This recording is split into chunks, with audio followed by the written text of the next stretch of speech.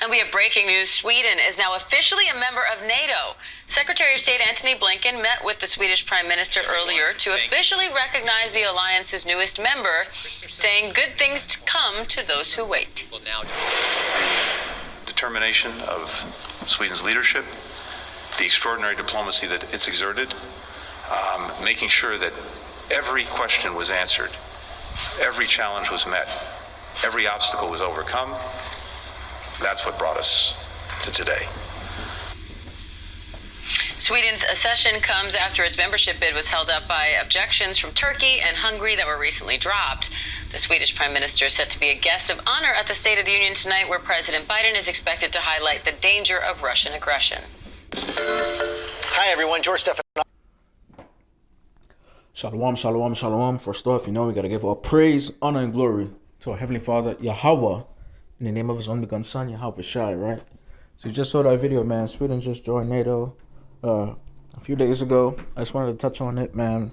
One step closer to, that inevitable day, that inevitable day, and that's a major move for NATO, right? Because if you look on this map, NATO already owns Finland, NATO owns Norway, NATO owns, I believe, Denmark, Latvia, Lithuania, what is that, Poland, like that whole Baltic Sea area, man.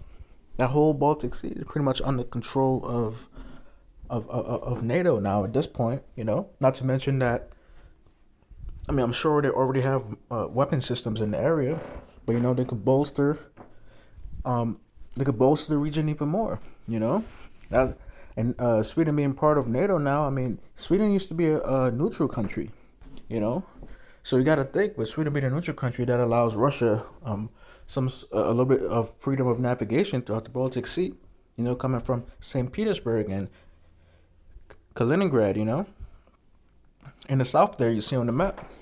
But now with Sweden, like it being part of NATO, that severely limits the type of maritime operations that, Russia is going to be having in the region, and this is just one step closer, man, and I want you to focus on Kaliningrad, man, because Kaliningrad is pretty much already cut off from Russia.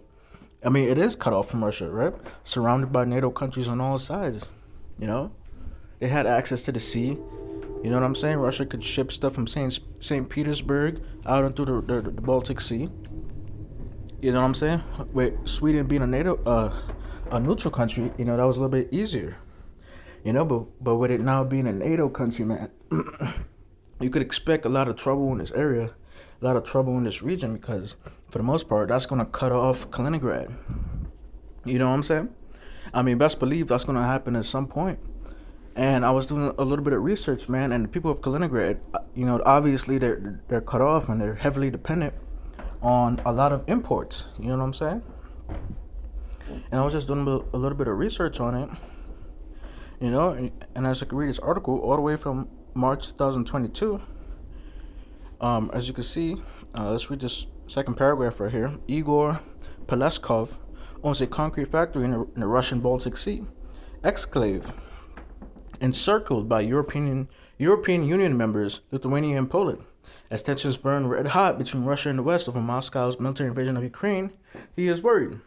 And this is what he says. What will come next is hard to say, he shrugged. The situation is changing every day, every minute for the worse. Most businesses in the region, of about 1 million people, depend on imports for raw material, spare parts, and equipment. Residents are nervously watching the unfolding political situation and alarming collapse of the value of ruble. You know what I'm saying? What can we expect? It will be catastrophe, complete collapse within a week. Every housewife will be feeling it. Businesses are already feeling it, he added. You know what I'm saying? So that's something we really got to look forward to, coming up maybe this year or later on, or even soon. You know what I'm saying? With Kaliningrad being cut off now, landlocked, and for the most part, ocean locked. Russia still has some rights to the Baltic Sea, but with Sweden there, man, it's gonna be interesting how things all unfold. It's gonna be interesting. All these things are prophesied to happen. And knowing Russia, being sold for its people or whatever. You know what I'm saying? Like, if Kaliningrad is cut off, I mean, that's going to give them a justification to, to push things forward. You know what I'm saying? That's going to give them a justification to try to push things forward. And from Belarus to Kaliningrad, because, Russia pretty much controls Belarus. Belarus is just a satellite state of Russia, And if Kaliningrad is threatened, which it already is, 2024, but now it's definitely not getting any imports. You best believe that, I guarantee. Belarus is going to be a key factor. I mean, they're already locked and ready to go, man. And, these are exciting times that we're living in. To see these things unfold, we got to give all praise, honor, and glory to our Heavenly Father, Yahweh, by Hashem Yahushua, for, allowing us to be part of these times, man. Like, this is a beautiful thing to witness, you know what I'm saying? Watching these things unfold in real time. It's crazy, man. With Sweden being part of NATO now, I mean, all the chess pieces are moving, you know what I'm saying? The Heavenly Father is moving one chess piece at a time.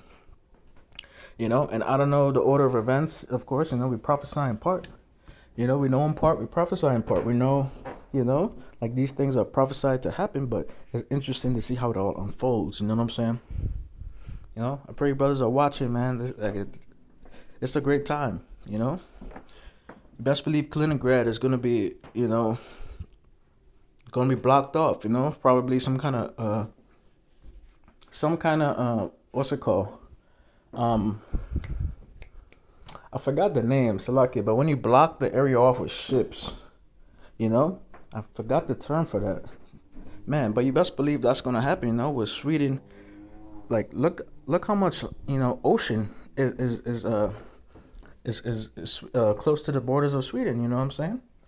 And like I said before, Sweden being a neutral country, that was pretty much, open playground for both sides. You know what I'm saying? But now with Sweden being NATO, that pretty much locks off a lot of access to Russia, man. A lot of access to Russia. So we'll see how things unfold, man. All praise, honor, and glory to Heavenly Father, Yahweh, in the name of His Son, Yahweh Shai, right? Shalom. The brothers, them elders and apostles out there, and the brothers doing the work in truth and sincerity. Pray your brothers are watching. Shalom.